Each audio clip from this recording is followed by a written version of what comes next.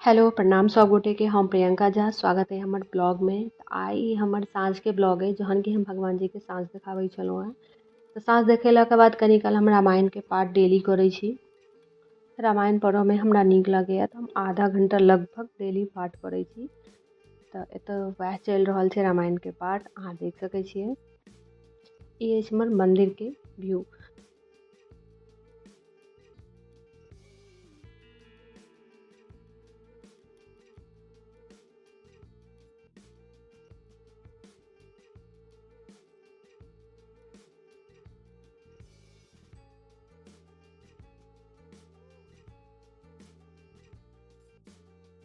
एकर बाद चलै छी खाना के तैयारी में। तो हम रात के खाना बहुत सिंपल बनाबै छियै, वेट लॉस के पर्पज से बनाबै छियै, जाहिमे कि ज़्यादा तेल मसाला घी नहीं होई।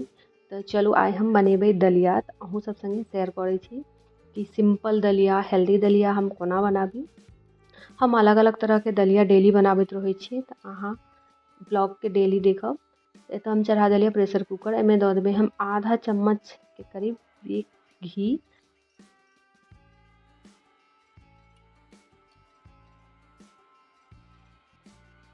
और एतऽ हम लऽ रहल छी पतंजलि के दलिया छै। तो हम 2 गोटा लेल बनाबै छी, हम और हमर हस्बैंड। बौआ हमर नहीं खाइए तो ओकरा लेल हम अलग से किछु बना दै छियै। तो ई दलिया के की करबै हम घी में रोस्ट कऽ लेबै। एकर बाद एहिमे देबऽ लए हमरा झिमनी छै। आइ कहियो काल हम लौकी दऽ कऽ सेहो बनाबै छियै। तऽ एहि झिमनीके, जकरा कि बैंगलोरमे तुरई कहै छियै, एकरा हम छोट छोट कऽ कऽ एकदमसँ काटि लेलियै। आब एतऽ दलिया सेहो रोस्ट भऽ गेल छलै, तऽ ओहिमे हम दऽ देलियै 2 गिलास के पानि, 2 गिलास के करीब पानि और ई काटल झिमनी। और एहिमे हम दऽ देबै बस टेस्ट के अनुसार नमक और हल्दी।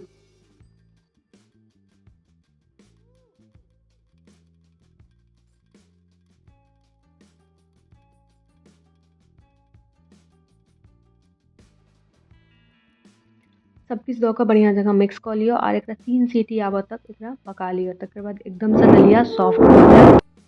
तऽ आब एतऽ चेक कऽ लै छियै कि दलिया रेडी भेलैया कि नहीं, एकदम बढ़िया जकाँ पकलैया कि नहीं।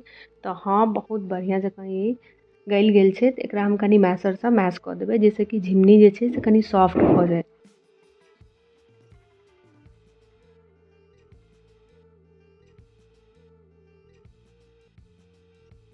एकर बाद हम अपना लेल थाली लगा रहल छी, जाहिमे हम दलिया लेलहुँ हैं। और हम अपना में कनी घी ऐड कऽ दै छियै, हस्बैंड जी में तऽ नहियो दै छियनि। हम अपना में 1 चम्मच घी ऊपरसँ सेहो दऽ दै छियै, तऽ हमरा कनी ज़्यादा नीक लगैया। बहुत ही सिंपल रेसिपी छै और वेट लॉस में अहाँके बहुत ज़्यादा फायदा करत। तकर बाद हम केलहुँ हैं कि अगिला दिन के तैयारी कऽ रहल छी। काबुली चना के कनी दऽ देलियै फूलऽ लए, जेकि हमरा काल्हि भोरे भोरे बनाबऽके अइ। भोरका टाइम में बहुत ज़्यादा सब लोग बिजी रहै छथिन, ऑफिस, बच्चा सबके लंच बॉक्स तैयार करऽ के रहै छै। तऽ एतऽ हम काबुली चना के दऽ देलियै फूलऽ लए। आब एकरा ढाँकि देबै, ई राति भर फूलतै। तकर बाद हम अपन दूध लऽ लै छी। दूधमे हम कनी किशमिश डालि दै छियै और तकर बाद एहिमे गरम दूध देलहुँ और कनी देर के बाद पीबै छी, जहन कि किशमिश फूलि जाइ छै। एतऽ हम दूध पी रहल छी।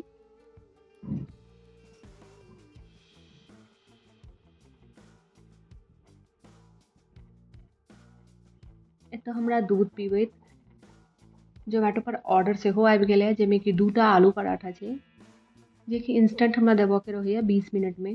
हम क्लाउड किचन सेहो चलाबै छियै, जे कि जोमेटो पर मसाला हाउस के नाम से छै। तऽ ई एतऽ हम तुरंत आबि गेलहुँ किचन में आलू पराठा के रेडी करऽ के लेल। एकरा हम दुनू तरफसँ बढ़िया जकाँ सेक लेबै।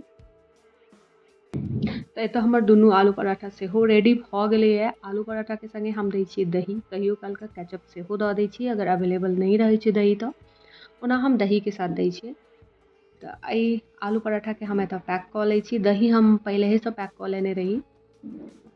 तऽ हम खाना में कनी ज़्यादा हाइजीन मेंटेन करै छियै, हमरा साफ सफाइसँ नीक लगैया और कस्टमर के सेहो ज़्यादा पसंद अबै छनि। तऽ एतऽ हमर ऑर्डर सेहो रेडी भऽ गेलै। अहाँ ऑर्डर नंबर देख सकै छी, 9206 छै। ऑर्डर तऽ बहुत सारा आबै छै, लेकिन हम ज़्यादा रिकॉर्ड नहीं कऽ पाबै छी। चलू छी, मिलै छी दोसर ब्लॉग में। ताबे तक बाय बाय, थैंक यू।